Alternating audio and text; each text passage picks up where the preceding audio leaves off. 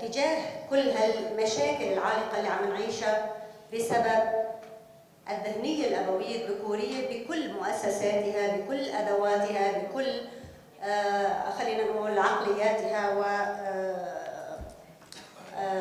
وتياراتها.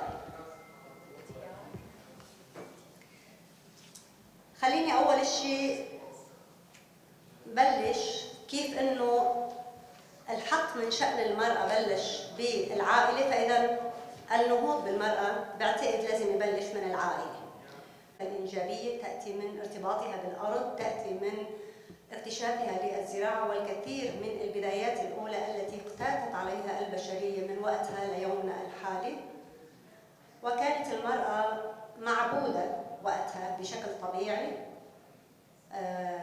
وكانت إلهة، يعني كان الإله أنثى في بداية البشرية.